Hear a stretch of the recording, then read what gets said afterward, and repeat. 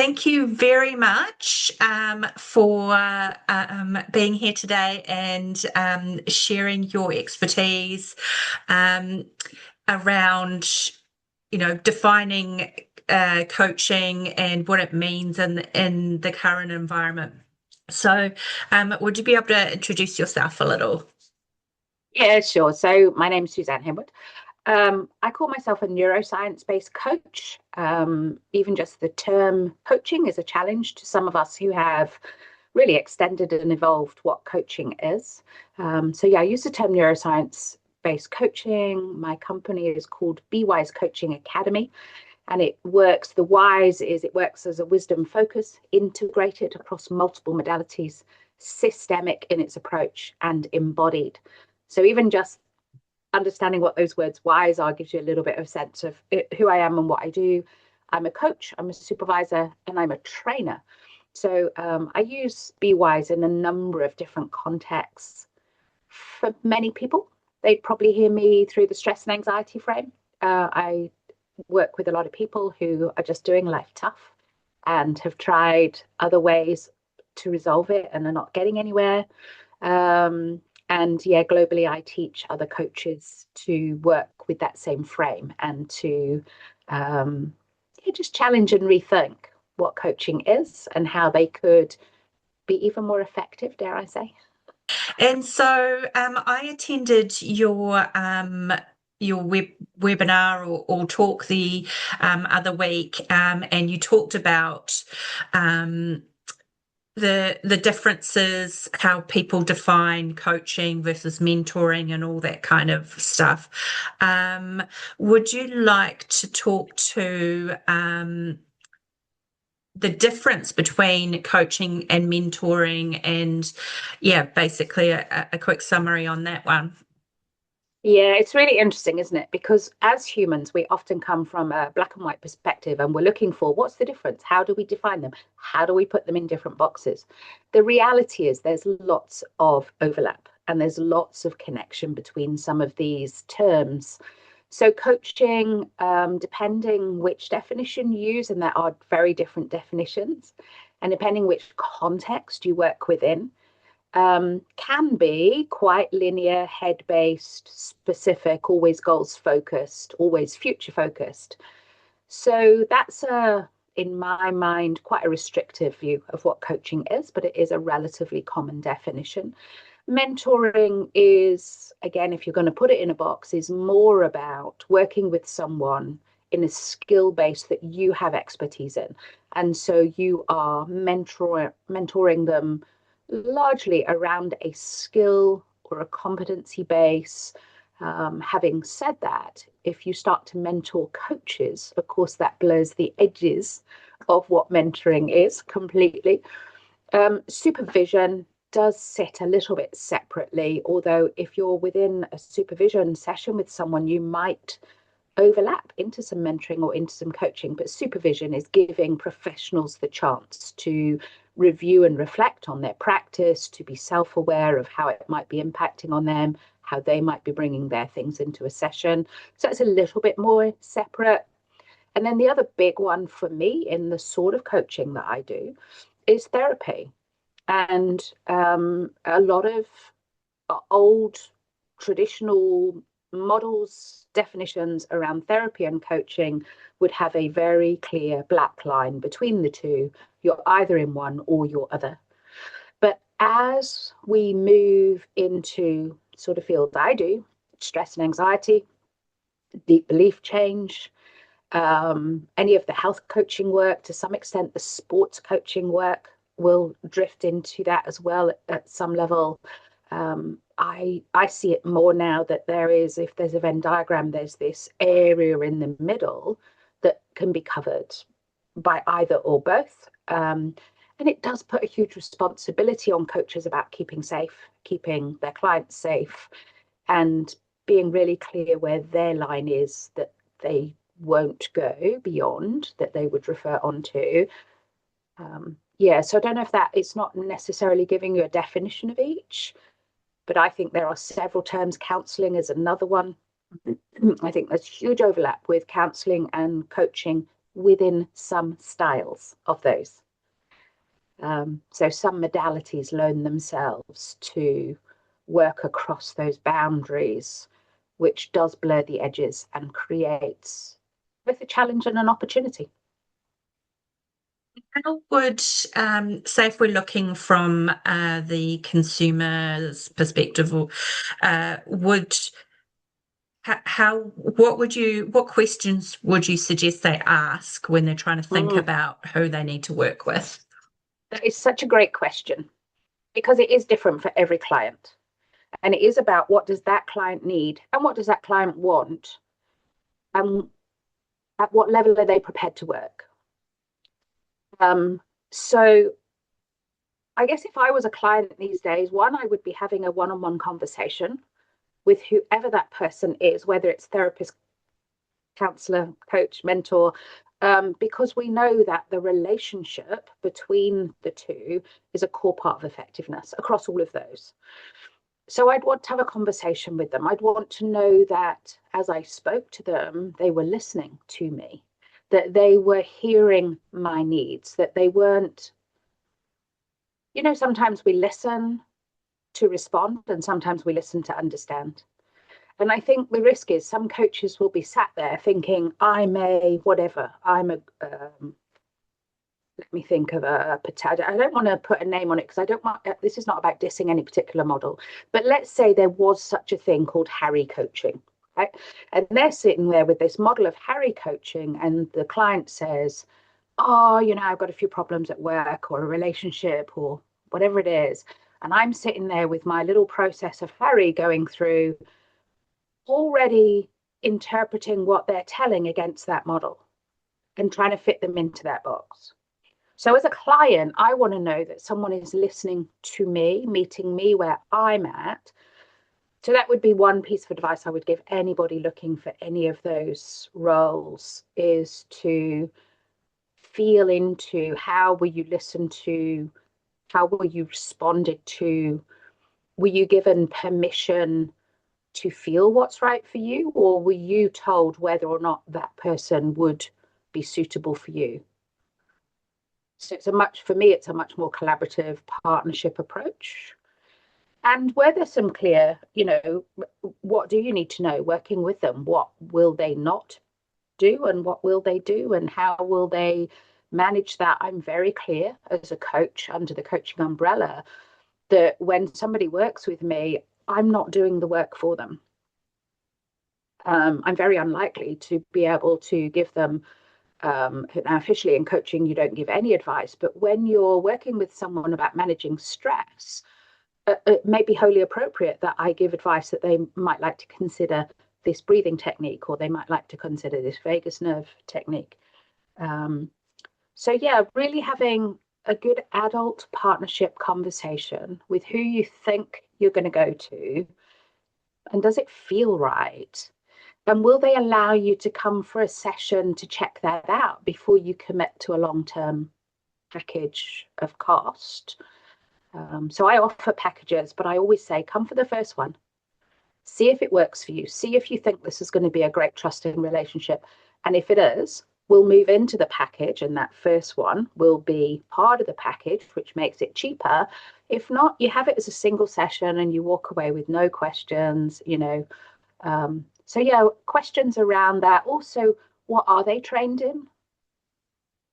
Are they certified in anything?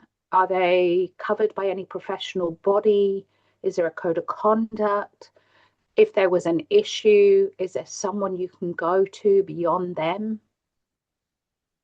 So there's some sensible questions that a client might not necessarily think of that I would be asking. Am I going to be protected working with this person? Coaching is an unregulated profession. Anyone can call themselves a coach.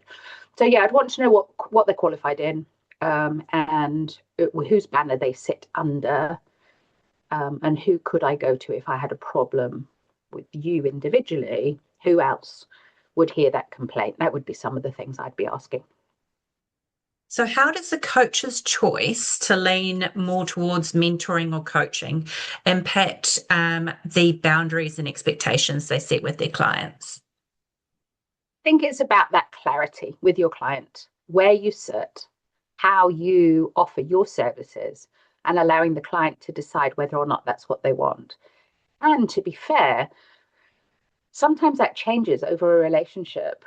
And so what they might present with might not be what you end up working on. And so there's almost a repositioning and a recontracting that sometimes happens or often happens when you're working with someone over a period of time.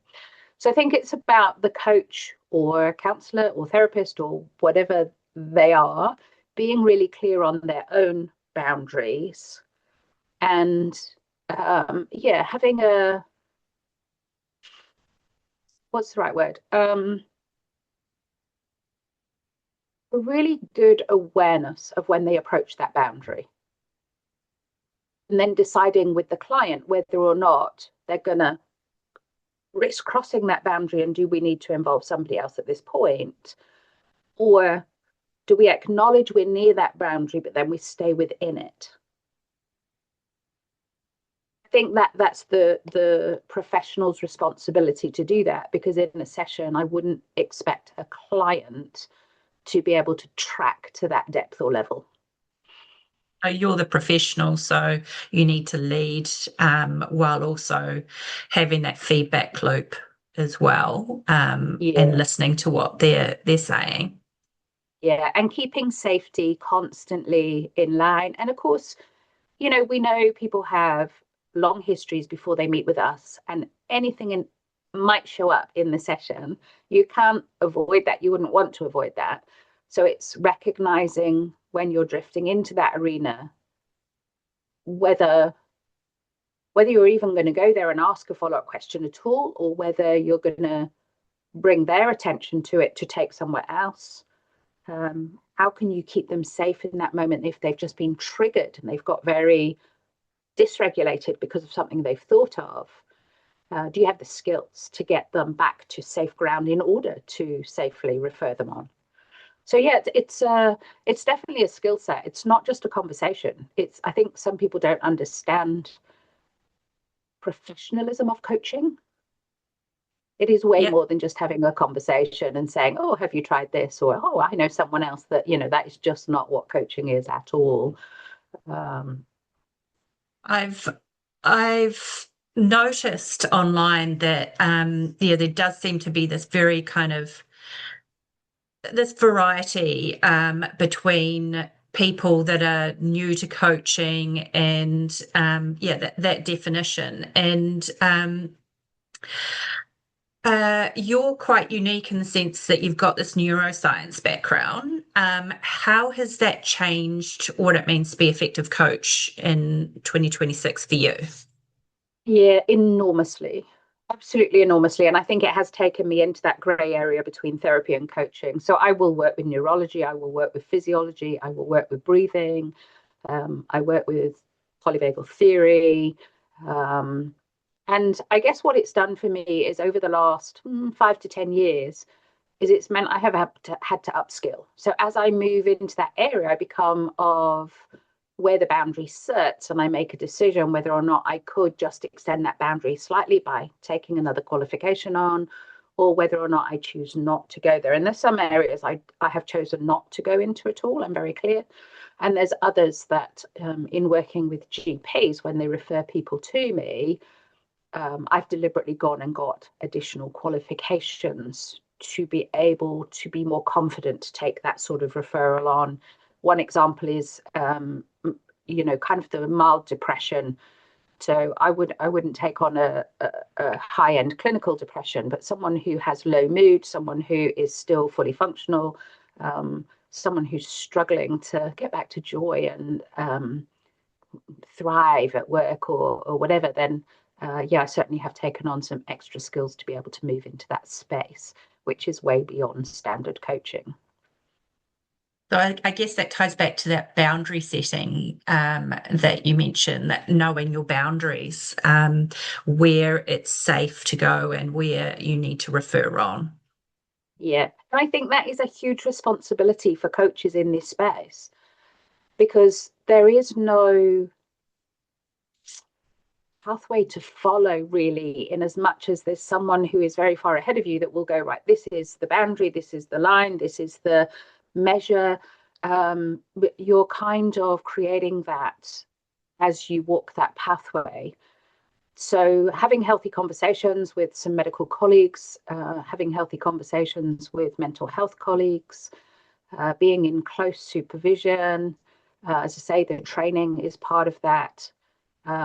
It's created in a way a lot of work and a lot of expense to be able to move into that space, and I wouldn't do it any other way. I So wouldn't want to just go into that space without that kind of professional practice around it. yeah, because there is risks involved. So yeah, it's important for it to be a safe space for your clients and also a safe space for you as well. Yeah. Yeah, absolutely. I'm being really careful. There's a particular community that I belong to at the moment that is having some real challenges with the ASA, the standardization. Advertising Standards Authority. That's the ones Yeah. where some people have suggested that they can.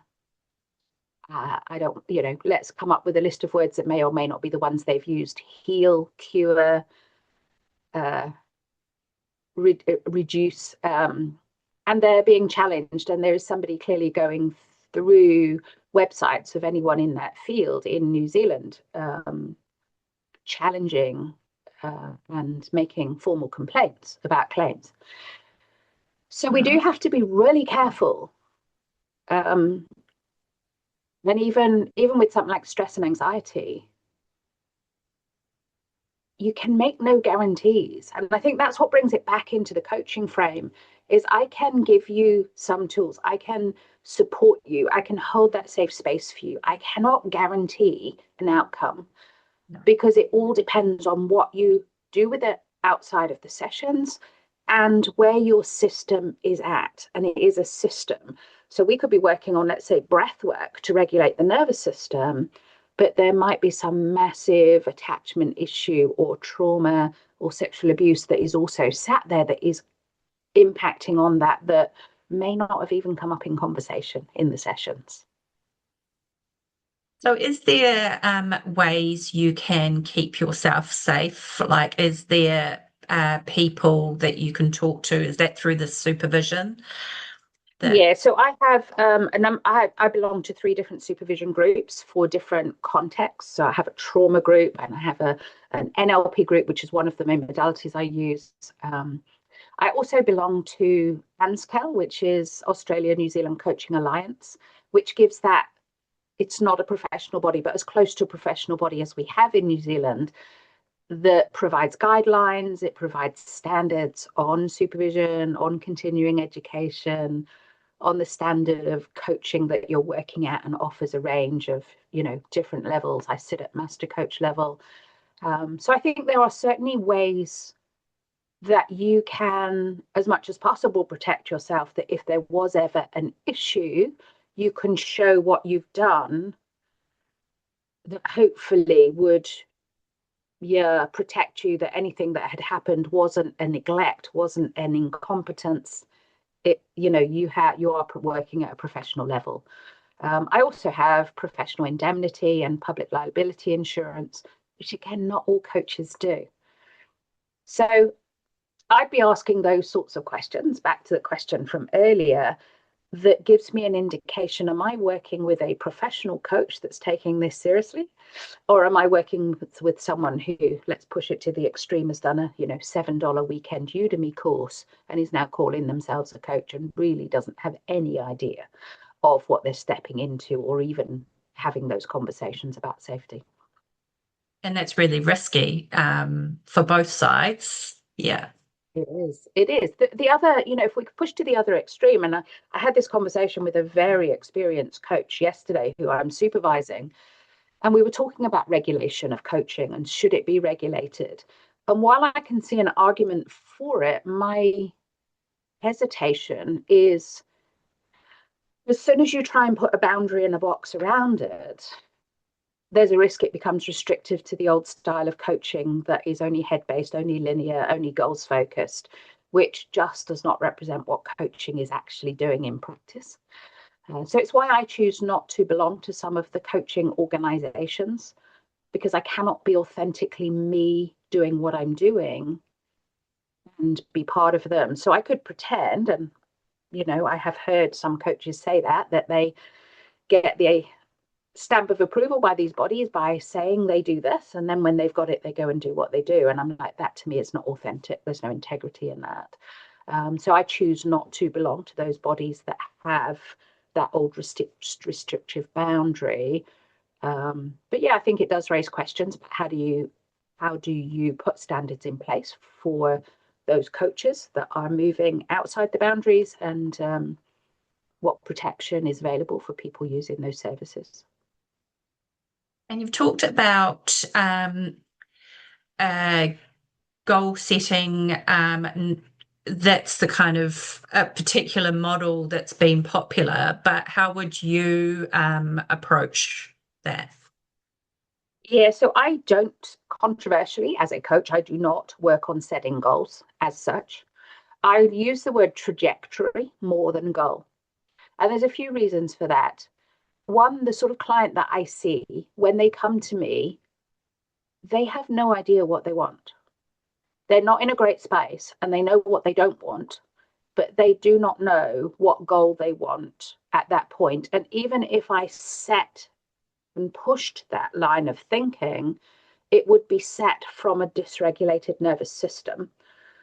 And we know that the state that you're in, an autonomic nervous system, changes the story, the narrative, the beliefs that you hold about any issue. So you're setting it from the problem state. Therefore, any goal is set from the problem state and therefore restrictive. So instead of that, I use the term trajectory. Where do we want to move towards in a direction? And we'll keep that as an ongoing kind of systemic movement, reassessing where we're at, rather than a traditional SMART goal that is a specific time, a specific measure, because they're just not in that space.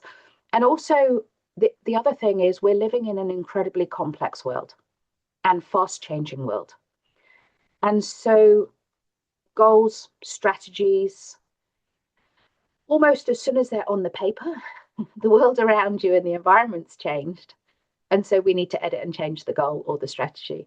So yeah, I hold the direction we're moving in softly, gently, flexibly. Yes, I am working at moving someone in a direction if they want to.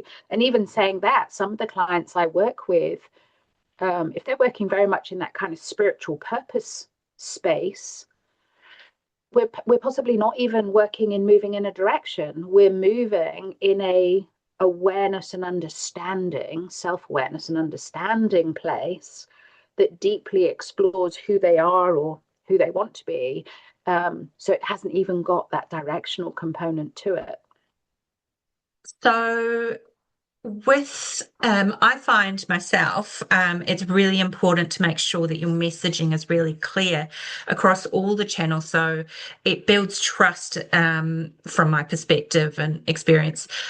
What would you say on coaches showing up beautifully in person but feeling disconnected when they're writing, and how that plays out from a neuroscience or neurolinguistic perspective? Yeah, it's again another great question. I think for me, it's about being realistic about what your skills are. My skill is as a coach, it is as a neuroscience based coach and a neurolinguistic coach.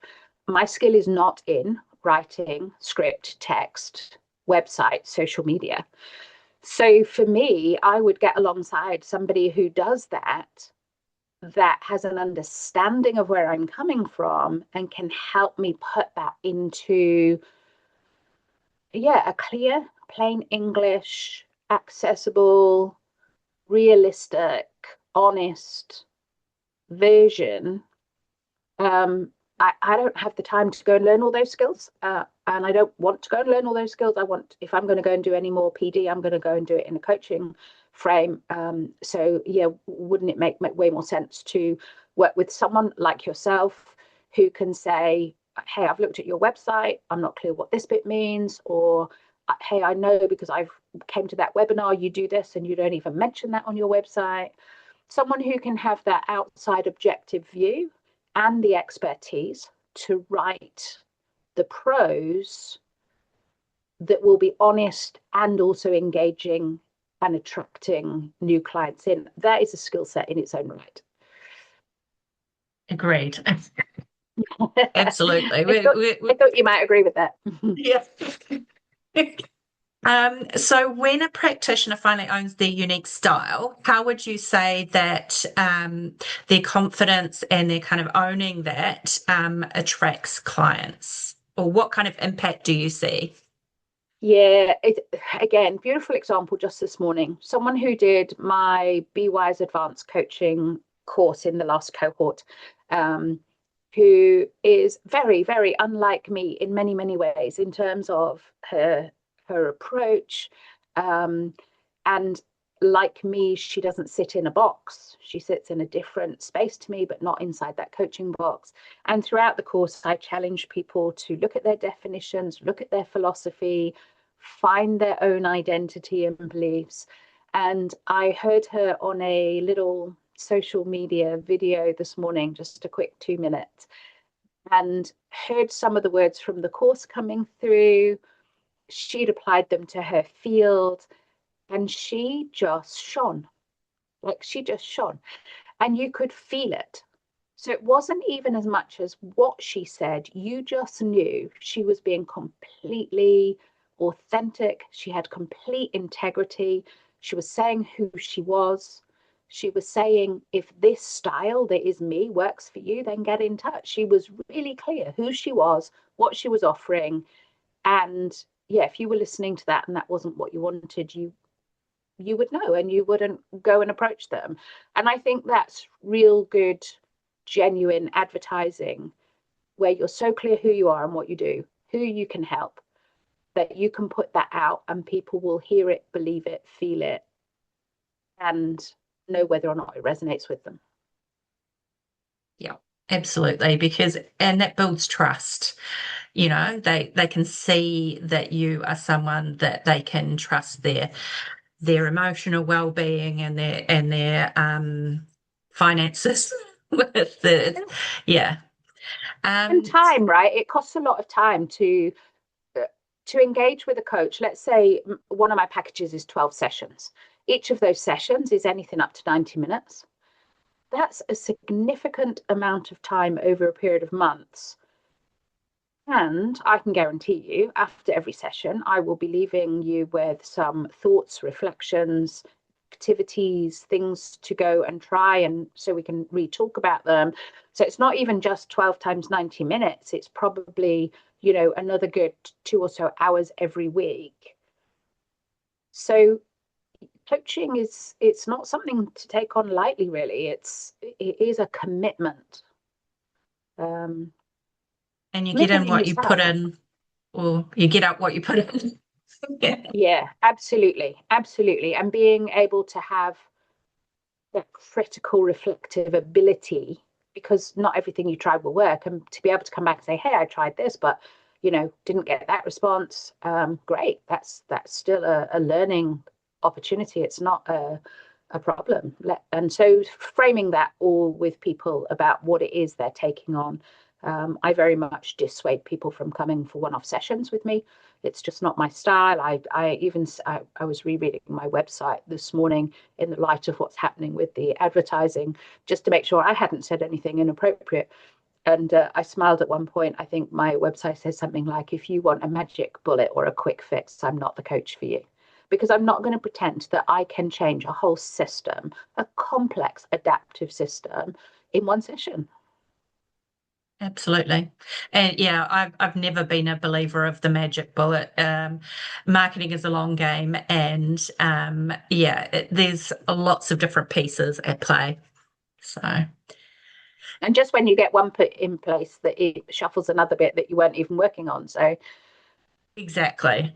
yeah. So if somebody wants to hear more about this topic and your expertise and taking the next step, what's the best way for them to take that next step?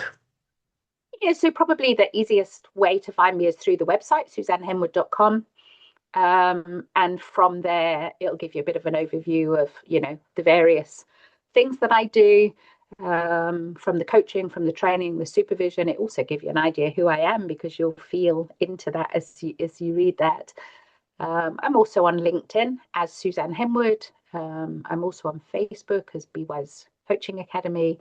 So do a little bit of stalking. I'm on YouTube as well if you want to just, there's lots of free tools on YouTube around stress management.